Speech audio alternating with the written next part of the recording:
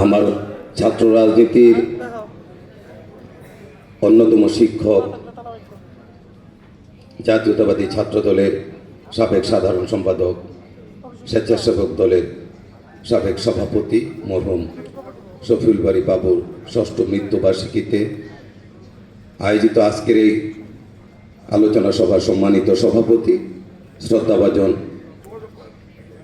জননেতা জনাব আবুল খায়ের ভূঁইয়া এমপি, উপস্থিত প্রধান অতিথি, মাননীয় গণপ্রজাতন্ত্রী বাংলাদেশ সরকারের মাননীয় সমাজ কল্যাণ, মহিলা ও শিশু বিষয়ক মন্ত্রী অধ্যাপক AZM জাহিদ হোসেন, উপস্থিত বিভিন্ন পর্যায়ে নেতৃবৃন্দ এবং শফিউল বারী বাবুর স্নেহ, ভালোবাসা এবং আদর্শের ধারক বাহক সূর্য সৈনিকেরা, সকলকে আমার পক্ষ থেকে জানাচ্ছি আন্তরিক শুভেচ্ছা।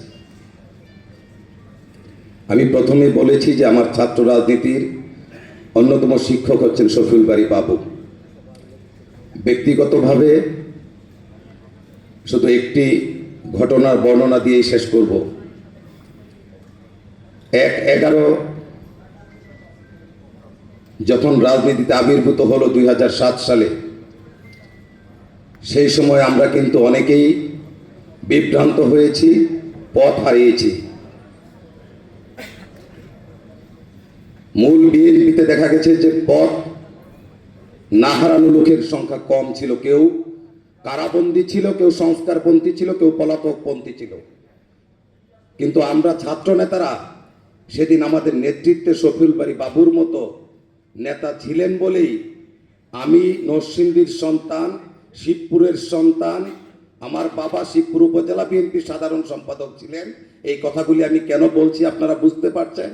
আমারই বিভ্রান্ত হওয়ার সুযোগ বেশি ছিল, কিন্তু সেই কঠিন জটিল অন্ধকারাচ্ছন্ন সময়ে আমার নেতা, আমার শিক্ষক মরহুম শফিউল বারী বাবু আমাদেরকে উৎসাহ দিয়েছেন, অনুপ্রেরণা দিয়েছেন, আগামী দিনে বিজয়ের সম্ভাবনার কথা বলেছেন, যাতে আমরা আমি ব্যক্তিগতভাবে যাতে কোনোভাবে পথ না হারাই।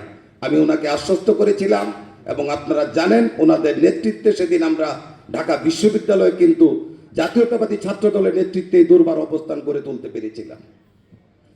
এই জন্য আজকের এই আলোচনা সভায় বক্তব্য দীর্ঘায়িত না করে আমার নেতা, আমার রাজনীতির শিক্ষক মরহুম শফিউল বারী বাবুর আত্মার মাগফিরাত কামনা করে, ওনার যে আক্ষেপ ছিল, উনি যখন প্রায় আমরা কোর্টের বারান্দায় দাঁড়িয়ে কথা বলতাম, এই কথাটা কোর্টের বারান্দায় দাঁড়িয়ে বলেছিলেন যে আকরাম, আমরা কি ব্যর্থ প্রজন্মের প্রতিনিধি হিসাবে এভাবেই বিদায় নিতে হবে? আমি বাবু ভাইকে, পরপারে আছেন, আমাদের কথা শুনতে পাবেন কিনা জানি না, আমরা বলতে চাই আপনার যে সাহস, যে দৃঢ়চেতা মনোভাব, আপনি চলে গেছেন, কিন্তু আপনার যেই লক্ষ্য ছিল সেই লক্ষ্যকে আমরা ব্যর্থ হতে দেইনি। আমরা এই বাংলাদেশের ফ্যাসিবাদের অবসান ঘটিয়েছি।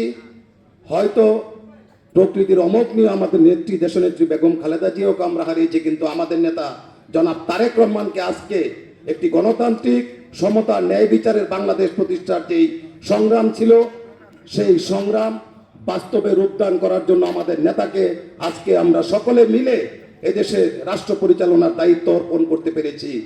আমরা যদি সবাই সজাগ থাকি, যেমনিভাবে একসময় মুক্তিযুদ্ধের চেতনা বিক্রি করে মুক্তিযুদ্ধের প্রকৃত চেতনা, গণতন্ত্রকে হত্যা করা হয়েছিল, আজকেও কিন্তু জুলাইয়ের চেতনা বিক্রি করে যেখানে বাংলাদেশকে ঐক্যবদ্ধভাবে এগিয়ে নিয়ে একটি সমতা ও ন্যায় বিচারের বাংলাদেশ, সমৃদ্ধির বাংলাদেশ প্রতিষ্ঠা করার কথা, সেখানে আপনারা দেখছেন বিভক্তির রেখা টেনে এখানে একটি বিভ্রান্ত করার চেষ্টা করা হচ্ছে।